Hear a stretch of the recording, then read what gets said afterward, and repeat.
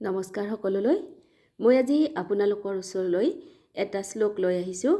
শ্লোকটোত আমাক প্ৰকৃতি আমাক কেনেধৰণৰ শিক্ষা দিছে তাৰ ওপৰত কোৱা হৈছে।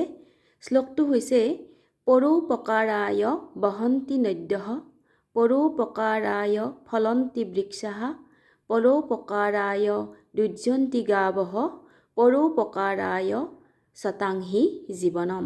অৰ্থাৎ ইয়াৰ অৰ্থ হৈছে পৰোপকাৰায় বহন্তি নদ্যাঃ, যে পৰৰ উপকাৰৰ কাৰণে আনৰ উপকাৰৰ কাৰণে নৈ বয়। পৰোপকাৰায় ফলন্তি বৃক্ষাঃ, আনৰ উপকাৰৰ কাৰণে গছে ফল দিয়ে। পৰোপকাৰায় দুৰ্যন্তি গাৱঃ, আনৰ উপকাৰৰ কাৰণে গৰুৱে গাখীৰ দিয়ে। ঠিক তেনেদৰে পৰোপকাৰায় শতাংহি জীৱনম, সৎ লোক বা মহৎ লোকৰ জীৱনো আনৰ উপকাৰৰ বাবে উৎসৰ্গিত হয়।